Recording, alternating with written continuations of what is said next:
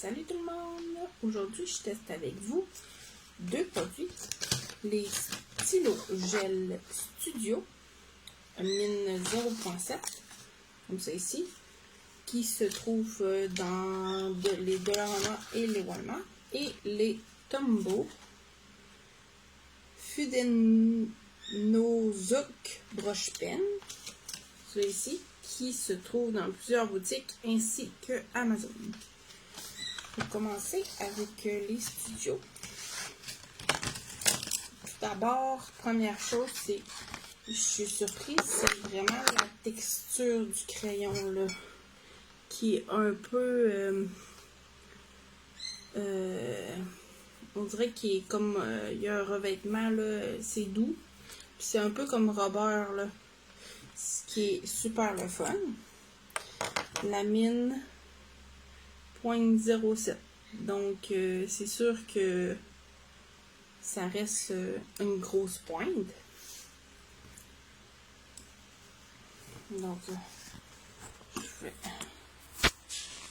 mettre comme ça.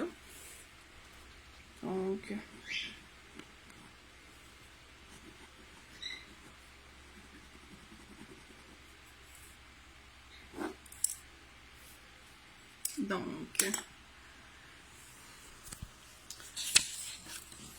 c'est surprenant, mais oui, je les aime bien. C'est assez fluide là, comme mouvement et ça sèche rapidement, donc il n'y a pas de beurre.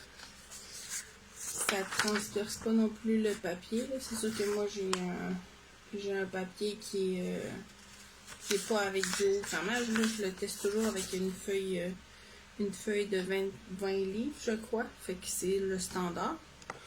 Je vais vous montrer aussi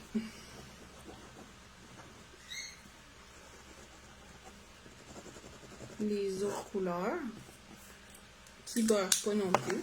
C'est bien. Quand je dis beurrer, c'est que je passe mon doigt pas longtemps après que ça soit fait pour voir si avec le mouvement de mon doigt, ça fait des marques. Des fois, c'est long à sécher, puis on fait quelque chose, puis on se rend compte qu'on est tendu le trait. Donc, les couleurs sont super belles. Par contre, ce que je remarque, c'est qu'il faut souvent... il y a quand même du retard là, dans quand tu écris, là, des fois, il faut que tu barbouilles sur un coin de feuille pour avoir ton encre. Mais sinon, pour le prix, si vous les achetez au Dollarama, c'est 2,50 $ pour ces 5 crayons-là. Donc, ça vaut quand même la peine. Pour les Tombow Dual, pas des Dual, les autres, c'est vraiment pour le lettrage. Pour lettrage et illustration. Encre noire, pointe dure et pointe molle. Ça se vend en paquet de 2. Comme ceci.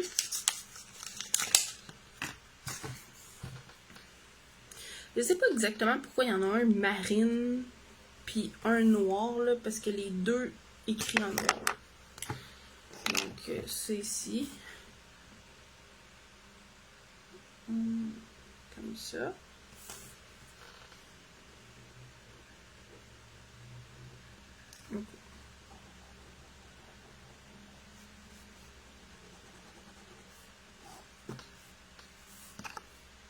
Celle-là, c'est quand même assez une pointe dure.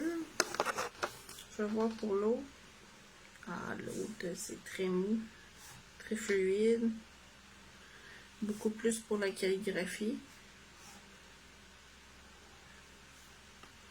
Et les deux barres. Donc, on peut voir la différence, là. C'est celui-là ici. Avec le pinceau qui est un peu plus mou. Les mouvements dans les courbes là, sont beaucoup plus fluides. Donc, quand on fait de la calligraphie, on est capable de bien étendre notre trait large pour bien former les lettres. Celui-là, un petit peu plus léger par contre, mais toujours quand même un bon produit. Ça me semble quand même correct. Je sais pas si c'est parce qu'ils sont nœuds, mais j'ai l'impression qu'ils n'ont pas beaucoup d'encre. Donc, ça va être vraiment à valider. Surtout, ça serait surtout pour la pointe qui est plus dure. Je sais pas si c'est parce que je peux, mettons, ne pas positionner mon crayon comme il faut, là, mais... Ah non, tu vois, ça se règle. Donc, c'est un bon produit. Tant qu'à moi, là, si on veut faire de la calligraphie, c'est pas quelque chose non plus qui barre. Le dernier test que je vais faire avec vous, c'est un trait d'eau sur la feuille pour voir si, quand c'est humide, ça déborde. Je vais évidemment le faire pour les deux en même temps, là.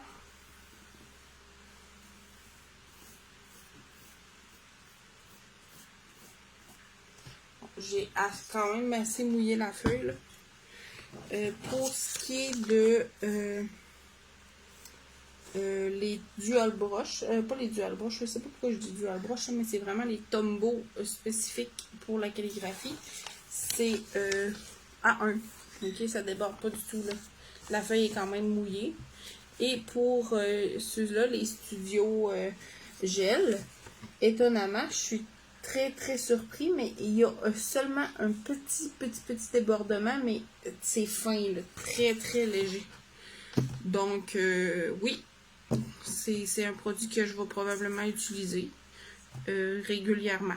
Donc, voilà, c'était tout pour les studios gel et les Tombow brush pen.